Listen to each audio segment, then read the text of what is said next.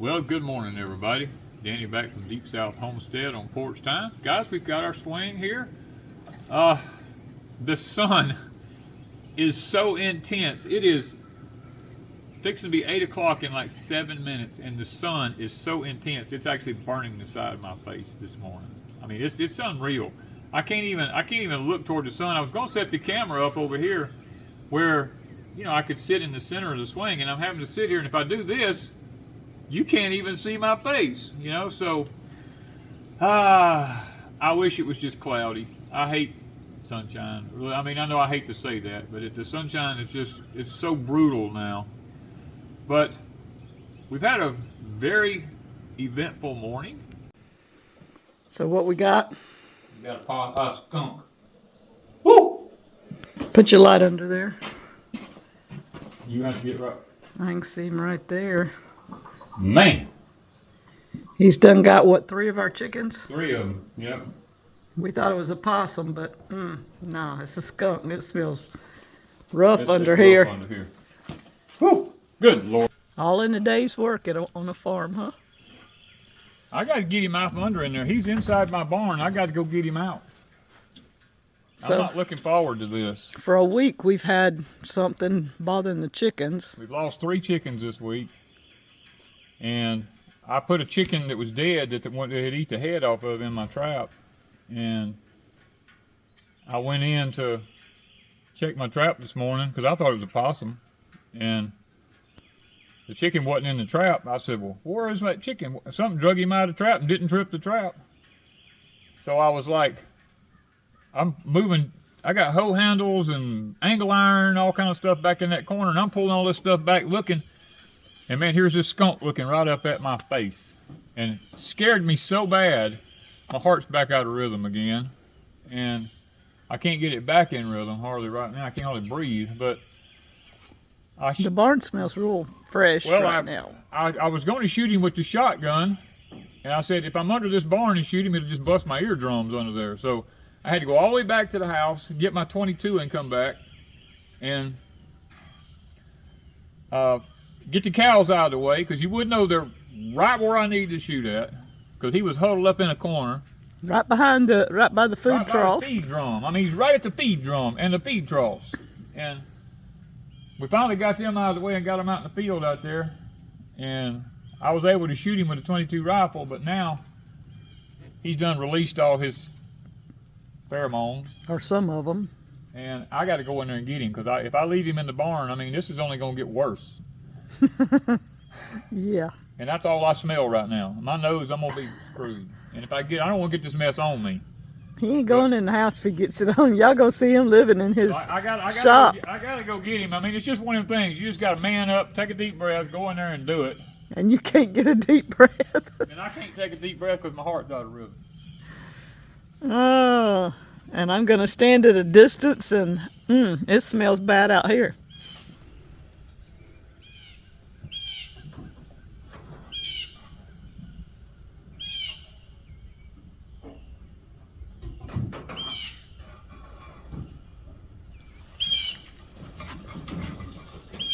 Gotta come breathe. You were red-faced. You needed some breath. I can only hold my breath about 2 minutes. And this skunk is either pregnant or weighs a lot. This thing's huge. And this hoe ain't working. What else you need?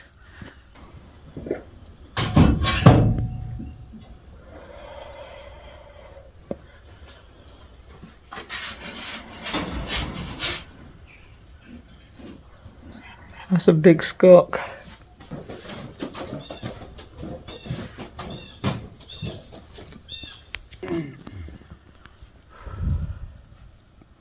I gotta take her off out here in the woods, I reckon. This is bad, y'all. This is really bad. All in a day's work. Save our chickens. And not all skunks have a white streak in their tail. This one only had a white streak in its head. Yeah, this is a Sunday morning. We got up to go feed our animals this morning. Very eventful. we've lost about 3 chickens in the last week to a critter. Only ate the heads off. And like I said in a prior video, I thought maybe it was a weasel, but it wasn't. Then I said, well, it must be a possum. But I didn't see any possum tracks anywhere. And then this morning, well, what I did was I took one of the chickens and I put it in a live trap. I said, I'll just catch it live, because if it wants chicken, I'll give it chicken. I'll take one of the old chickens. And I put that chicken in that live trap. I went back about 10:30 last night. Didn't see nothing. The chicken was just still in the trap. I told Wanda, I said, well, if it's coming after 10:30 at night. So I went back early this morning at daylight, which is my normal routine every day, go feed my animals at daylight. Went in there, turned all the lights on in the barn, looked, and the chicken was gone out of the trap, but the trap was not tripped. And I said, that sneaky little possum, you know.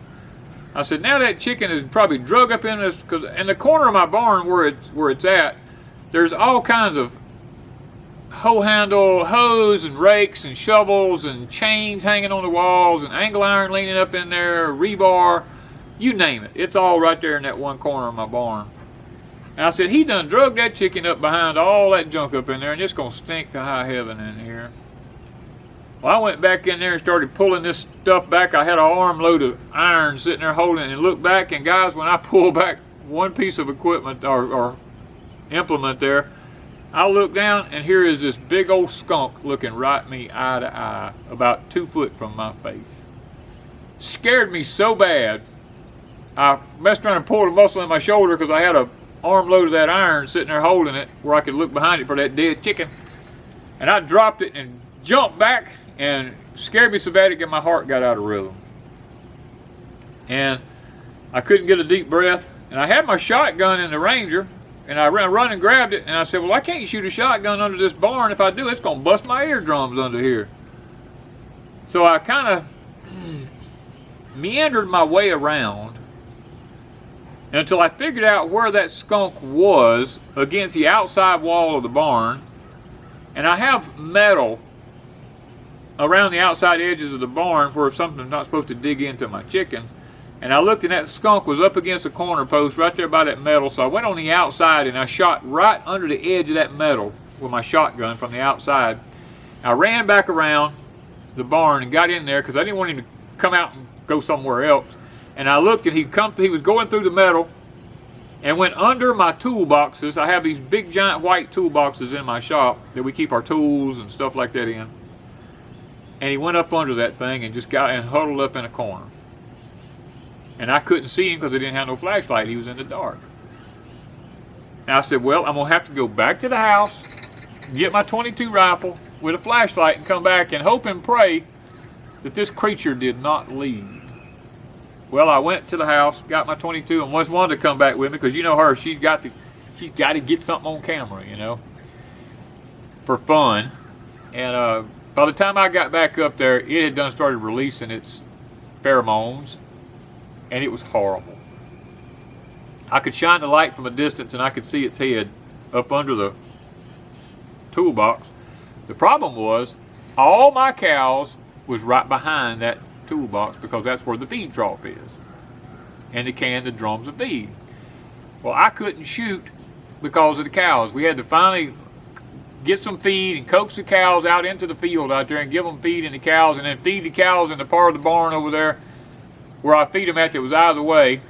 And I told Miss Wanda, I said, just get back over here on the side of the barn where nothing can hit you if it ricochets, and I'll see if I can take this thing out from a long distance. And it was about 50, 60 feet, I guess. I was looking up under a toolbox with my flashlight, and I could see the white, and I knew the white that I saw was on the head. So I took my time, and I just pap, pap, pap, 3 quick shots, and I was a little nervous to go under there because I didn't want to get sprayed if I didn't hit it like I thought I did. But I usually don't miss. And I went underneath there and looked, and I did get it. I told her, I says, we just going to have to leave for a few minutes because I'd smelt that stuff so long. It was about to make me sick in my stomach. Plus, I couldn't get a deep breath because my heart was out of rhythm. And me and her went down the road looking for squirrels. I found some squirrels in my pecan tree, shot them out, and we went back. And I tried to take a hoe and drag it out, and it wouldn't come out with a hoe. I ended up having to go get a pitchfork and stick up under there, holding my breath the whole time. And I finally got it out, and when I did, I realized it's a big old female fixing to have little ones. And luckily, just luckily, I got her. And guys, I have to keep moving with the sun here because if I get my face up here, you can't see nothing. So, but anyway, we got it. Very eventful. I come back down here, got into the high tunnel, started doing a few things in the high tunnel for my heart to calm back down. It's back okay right now. Just, I have an adrenal issue because of the things I've had to do in my life. My adrenal glands are wore out because I stayed at such a high stress level for many, many, many years there. And when my adrenal glands start releasing adrenaline, they don't quit. And they overload my heart a lot of times with adrenaline. And I have to really either run or get involved in something where I'm burning up a lot of energy to get that out of my bloodstream. And I did, and it worked out really nice. But, this morning, after going through the events of the morning, I got to thinking about the challenges that we face in life sometimes. Most people don't realize what life is like on a homestead, an operating homestead. Now, we have an actual operating homestead. Our homestead is real. We don't fake anything. We don't create content. We don't, you just see us every day. I'm dressed in my overalls. This is what I'm going to wear the rest of the day as long as that skunk scent's not on me. And what you see with us is what you get. It's real life. We're not dressing up for the camera. We're not trying to look a specific way. Ms. Wanda's not trying to do her nails and her hair and all this kind of stuff. And I'm not, trying to do specific things to look specific ways. I'm actually trying to bring content to you guys that we do on a daily basis, just show you our life. And with our life on a homestead comes a lot of challenges. A lot of y'all know I got a heart procedure I got to have done this coming week. If the hurricane doesn't come up in here and mess us up, they're supposed to call and let me know if they're going to have to reschedule because of the weather, because I'll be right on the coast having it done. So, challenges is not a bad thing, but it's also not always the best thing. I'm going to try to get things moved around a little bit better here. Maybe this is a little better. Makes it look like my head's been chopped off. But anyway, I'm going to try to do this with the sun blaring in my face here. Maybe if I turn a little bit to the side, it won't be so bad, because that sun's like already 100 degrees. But, challenges are one of those things that can be good and they can be bad. And you've been hearing this thing, especially in the political world, change, change, change. We've been hearing this now for about 15 years about change and how change is good, and I am going to have to somewhat disagree with that. And the reason I say that is because in the scriptures, the Lord says, I change not. In other words, the Word of God doesn't change. It's constant, both in season, out of season. I mean, God's the same yesterday, today, tomorrow. And that's the beauty of being able to serve the living God, is because He doesn't change. Once we know what He expects from us, He doesn't expect anymore. He's not going to change the rules on us. Unlike our life here in America, where we get used to let's just do a hypothetical thing here, like taxes, for instance. We get used to our tax rate being a specific thing, like my land taxes get, a specific thing about my land taxes. And then all of a sudden, the county comes through and they float this $20 million bond to build a brand new high school, and I don't get to vote on that because I'm in the country. Only the city folk get to vote on that. They don't own crap. You know, it's the people with land that they're taxing. In other words, I had several mil placed on my property to pay for this new facility, and I don't even have kids in the school anymore. My kids were all, most of them were Christian school or homeschooled, not even in the public facility, and yet I'm the one who's going to have to pay for this. You know, God is not like that. God does not change the rules in the middle of our life. He tells us in Scripture what He expects from us, and He doesn't change. And that's why I say I have some issues with change. Now, there are some things that change that are, that are not bad. There's some good technology, like the technology we're using right here for me to be able to communicate with you. This technology is not bad. But now, if I turned it around, I could use it for bad if I wanted to.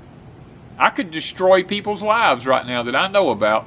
I could take videos and I could destroy people's lives. But that would not be Christ honoring. I could sit here and talk about particular events that's going to happen that I have access to that would scare most people slam to death, and they'd be in a panic mode. Their anxiety levels would go through the roof and all this kind of stuff. Would that serve good? And the answer is absolutely no. The living God does not want me to come out here and do some kind of fear-mongering and stuff like this. Now, is information good? Yes, information is good to those who can handle it.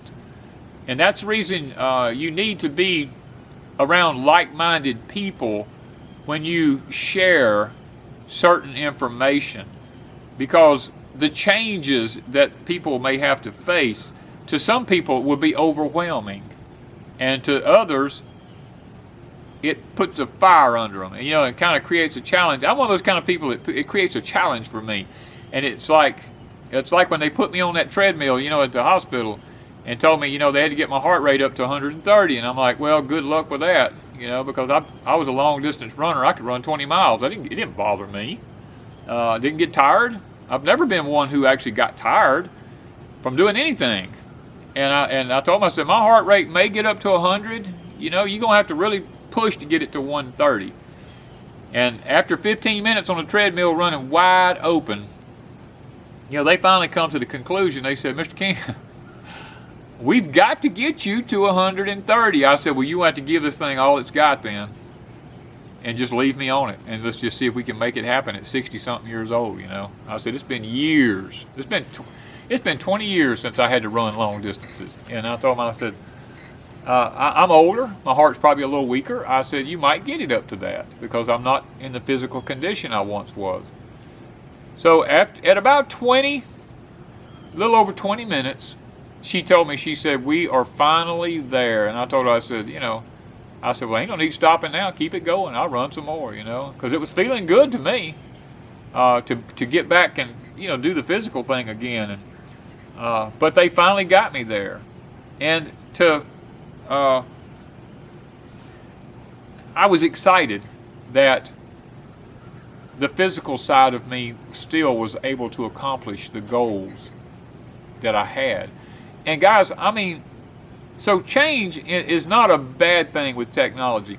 Sometimes the technology, like the treadmill thing, without that, they would not have, I've been going through what I'm going through now for 13 years. I've been put on treadmills. I've had the nuclear medicine. I've had all kind of procedures done to me, and they all look at me and say, well, yeah, there's something going on the left side of your heart, but you're not going to die. Go home, and I've been living with this condition now for 13 years.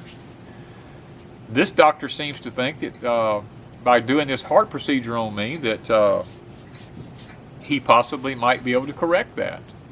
First time a doctor's even said anything about doing any of that. So I'm a little concerned, but at the same time, this change in my life could be for the better. It could actually give me a quality of life back that I haven't had for 13 years. And so not all change is bad. We find many times in the scriptures, especially, get moved, that sun keeps moving on me here, especially Jeremiah 6:16, return to the old paths where the good ways. We know he's talking about serving the Lord. The problem today is we've got these mega churches, and they bring in all these bands to play, and it don't believe me, I love good music now. I love good upbeat music. I don't like the old humdrum stuff. Now I do like some of the old gospel hymns. I love them. I used to the old Rugged Cross and stuff like that, Wayfaring Stranger, and Just a Little Talk with Jesus. All these old ones like this, the good old gospel ship. These old songs that we used to sing when I was a kid, up to I was the lead singer of a group, gospel group, and we sang those old songs, and they have meaning behind them. But now this new stuff that's out there, some of it I just can't handle. There's a lot of good new Christian music that's really, really good. There's some, I know it's not new, but there's one that we had sang, my wife had sang, that passed away, that had sang at her children's funeral when they were all killed. The Anchor Holds. That I've sang that song many times, and that was a very comforting song during that period of time. The Anchor Holds. When you lose 3 children at one time, it seems like the whole world has been jerked out from under you, and you wonder, God, why? What have I done? But actually, has nothing to do with us. And during those times, we have to have those songs that lets us know that the anchor, which is Christ, the anchor holds. If we keep our faith in Christ, then we're stable. We have something to go back to that doesn't change. In other words, He's unchanging. He's the anchor. When we get hold of Him, we have something to hold on to that's not going to move. It's unmovable. It's unchangeable. So these events that take place in our lives, that's why God says, I am the same yesterday, today, tomorrow. And we can go back and we can hook our anchor in Him. And that is why we need that faith and that strength through Him to be able to face the challenges that life throws at us on a daily basis. Because I'm going to be honest with you, I've been torn all to pieces in my life. I've done things that most people wouldn't do, and I come out of it, I lived, but I had to be put back together. And I have faced the operating table many times in my life, and my body is not perfect anymore. It's crooked now. One shoulder's an inch lower than the other shoulder. One leg's longer than the other leg. Because I had to be put back together, and I've been broken in so many places. I thank God every day of my life that I'm able to still do what I do, and it is basically because He's my anchor. I don't give up. I don't. When the doctor looked at me the last time that I had this massive issue, and he told me, he said, Mr. King, you're probably going to be disabled after this, and or at least you will be at some point. And I said, well, we'll all be disabled at some point. I said, but mine's not going to come till I'm very, very old. And he said, no, it's going to come a lot faster than that. He said, you'll be lucky by the time you're 50 if you're able to do anything. And I was like, Lord, this man doesn't know my end. I'm like the psalmist. The psalmist said in the scriptures, he said, Lord, help me to know mine end. And that was my prayer. Lord, help me to know my end. And He did. So it's helped me to overcome a lot of the challenges in life that I've faced. And many of you guys out there have challenges that you face on a daily basis. Now, we all have challenges. What is a challenge for me may not be a challenge for you. What's a challenge for you may not be a challenge for me. But nevertheless, my anchor holds in the unchanging living God. And that's where all my faith, everything I have goes back to that. And it helps me to focus. And it gives me a focal point. And every day I get up, I'm like, thank you, Lord, for the day you've given me. I ask for the blessings of obedience every day that I get up. And look, I make the best of every day. I work. Even though I don't feel like working, I still work. And it's irking me because this procedure I've got to go through, they're telling me that I'm going to have to be down for several days on account of the possibility of internal bleeding and all that kind of stuff. And I told Wanda, I said, I don't know how I'm going to do with this because I don't do well sitting down and doing nothing, you know. But nevertheless, I will meet the challenge. The Lord will give me the strength that I need. And guys, you guys are the same way. Y'all, many of y'all have told me you've had certain procedures done and you've been through them with no problems. And you know what? I'm already speaking that the Lord is going to go through this with me and that I will have no problems. You know, it's going to come out, it's going to be fine. The doctors are going to be amazed. That's what I speak. And guys, this sun is about to bake me. Goodness gracious. It's only 8:15 and the sun is baking me. There's one thing for sure. The solar system has changed. Wanda and I were just talking about this, and this is a change that's not good. When we were kids, it's fixing to be the 1st of October.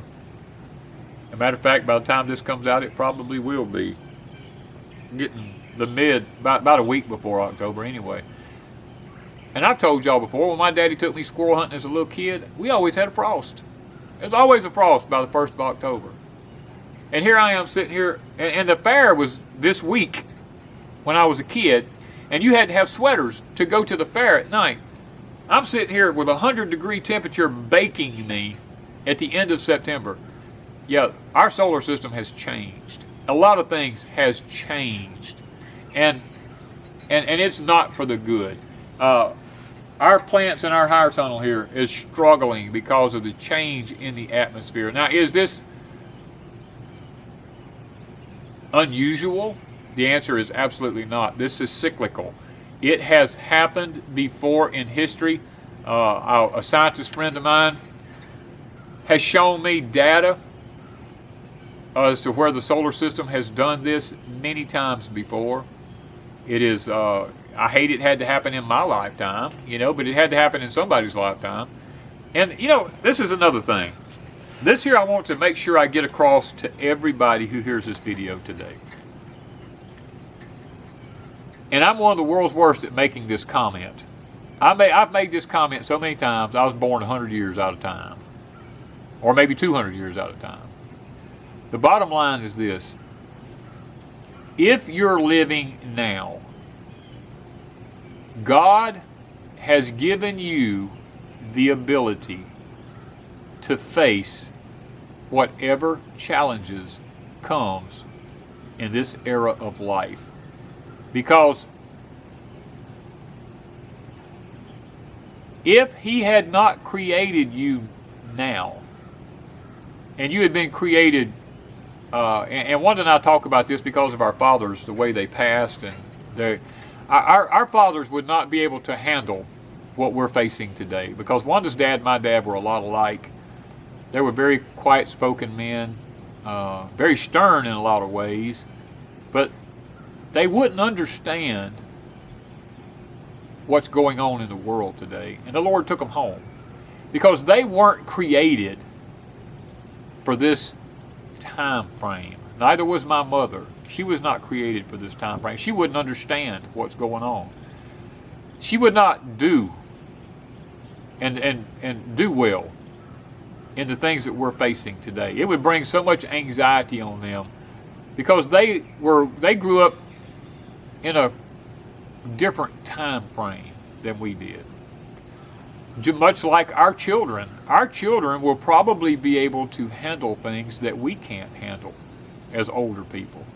They will probably look at us and go, look, there's nothing to it, and we look at them and go, but you don't understand. And the truth of the matter is, God creates every generation to handle whatever that generation throws at them. And that's why I don't worry about what's going on in the world today, because I know if I'm created during this particular period in history, God has already given me the ability to overcome it.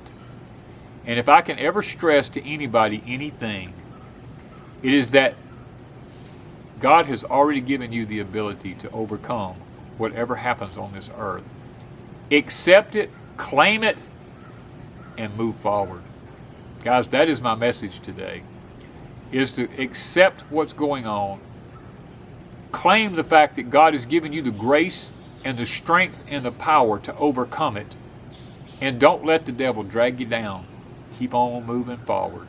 And that's one thing I have to tell myself on a daily basis. I have to tell myself, Danny, God has given you the strength to overcome this. And because of all the challenges I faced in my life, the only way I make it from day to day is I look back on my past and I see where God brought me through things that are unimaginable. And I look at what I'm facing today and I said, Lord, you done it once. You can do it again. Guys, I love y'all and I appreciate you. And I do hope that today, the talk we've had today, I hope that it has inspired you, because the last thing I want to do is to create fear in anyone. I want to be an inspiration. I want to be an encouragement for everybody. And that is my goal. That is what I try to do on a daily basis of my life. Thank you guys from Deep South Homestead.